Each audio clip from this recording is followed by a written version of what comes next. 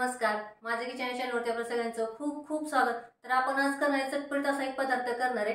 कच्च्या केळीपासून कुरकुरीत असे काप करणार आहे। तुम्ही ते कधी पण करू शकता, टी टाइम करू शकता किंवा मस्त असा छान असा पाऊस पडत असेल तर तुम्ही हे कुरकुरीत असे काप करू शकता। खूप छान होतात। चला तर मग आपण सुरुवात करूया। तर अर्धा डझन कच्ची केळी घेतलेली आहे। तर आपण आता हे साल काढून पाण्यात ठेवून देऊया। साल काढून घ्यायची।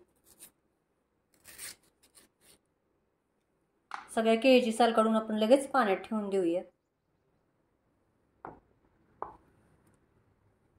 तर आता साल काढून झालेली आहे, आपण पाण्यात ठेवली होती। तर आता एक केळी आपण कट करून घेऊया। मोठी केळी असेल तर दोन भाग करून त्याचे काप करा किंवा अशी छोटीच कट करायची, छोटी असले तर।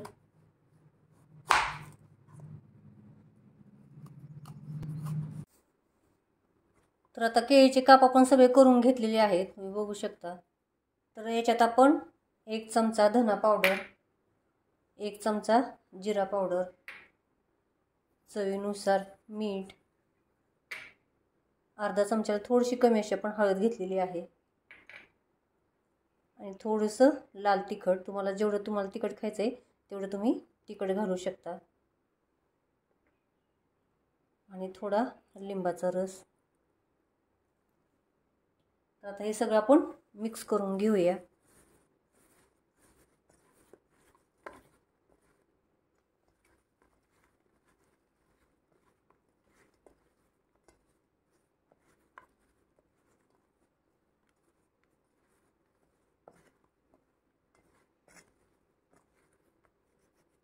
तुम्ही याच्यात आलं लसणाची पेस्ट पण टाकू शकता।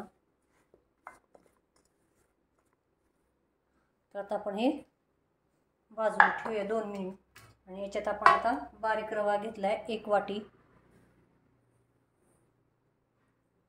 हे आवश्यकतेप्रमाणे घ्यायचं। याच्यात पण आपण थोडंसं लाल तिखट टाकणार आहोत आणि चवीनुसार मीठ। तर आता हे सगळं मिक्स करूया। तेल पण गरम करायला ठेवलेलं आहे तव्यामध्ये, तुम्ही तळून घेऊ शकता किंवा थोडंसं शॅलो फ्राय पण करू शकता। तर याच्यात आपण असे रवा लावून घेऊया आणि तव्यामध्ये फ्राय करायला ठेवूया। तेल आता गरम झालेलं आहे, आपण गॅस मध्यम केलेला आहे। जर रवा चिटकत नसेल तर केळीच्या कापांवर थोडंसं पाण्याचा शिंतोड द्या, म्हणजे त्याला रवा चांगला चिटकेल। छान असे आपण कुरकुरीत तळून घेऊया किंवा शॅलो फ्राय करून घेऊया तेलात।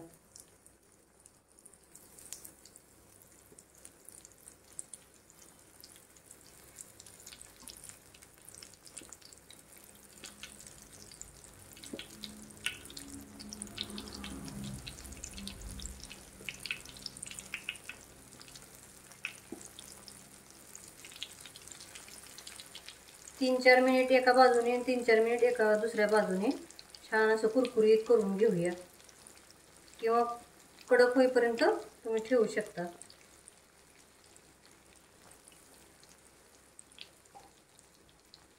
तर 3-4 मिनिटांनी आपण दुसऱ्या बाजूने चांगले कुरकुरीत करून घेऊया।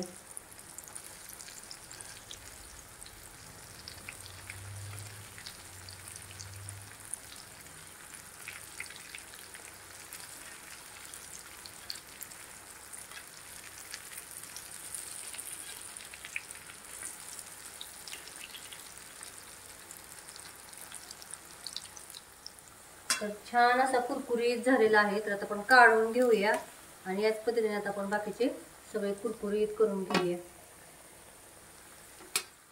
आता तळून झालेत सगळे काप आपले। तर याच्यावरती आपण थोडासा चाट मसाला टाकूया। तर चॅनलला सबस्क्राईब करा, लाईक करा, शेअर करा आणि कमेंटमध्ये मला नक्की सांगा कसे झाले ते। थँक्यू।